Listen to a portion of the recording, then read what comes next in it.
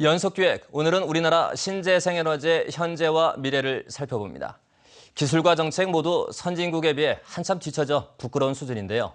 정부가 진정 신재생에너지를 확대할 의지가 있는지 되묻고 싶을 정도입니다. 장성훈 기자가 취재했습니다.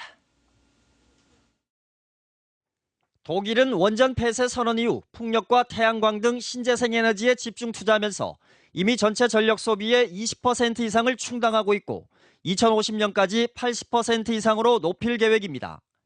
미국과 중국 등 다른 선진국들도 신재생에너지에 사활을 걸고 있고 특히 태양광은 최근 10년 사이 발전량이 40배 이상 폭풍 성장했습니다. 이런 세계적인 추세와 달리 우리나라의 신재생에너지는 오히려 뒷걸음질쳐 OECD 국가 가운데 꼴찌 수준입니다. 7년 동안 신재생에너지 생산 비중은 채 1%포인트도 성장하지 못해 아직도 3%에 불과합니다.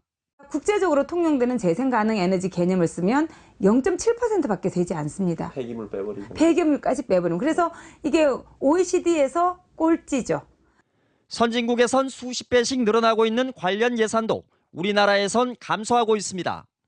2011년 1조 35억 원이던 것이 해마다 줄어들어 올해는 7,800억 원까지 떨어졌습니다. 정부는 2030년까지 신재생에너지 비율을 11%까지 올린다는 계획이지만 목표치가 너무 낮고 지금과 같은 의지로는 이마저도 달성하기 쉽지 않을 전망입니다. 전문가들은 신재생에너지는 소규모 발전을 얼마나 늘리느냐가 관건인데도 정부는 소규모 발전을 위해 있던 지원금 제도마저 폐지해 최소한의 기반마저 무너뜨리고 있다고 지적합니다. 처음에 개발을 하려면 지원을 하고 투자를 해야 돼요. 근데 그게 전혀 없이 시장에서 경쟁하라고 하고 그렇게 되다 보니까 거의 소규모인 경우에는 그러니까 뭐 이익도 못 내고 굉장히 지지부진한 상태죠. 독일 같은 경우에 발전 차액 보전 제도를 꾸준히 시행해왔고 일본 같은 경우도 몇 년 전부터는 발전 차액 보전 제도를 다시 부활시켰거든요.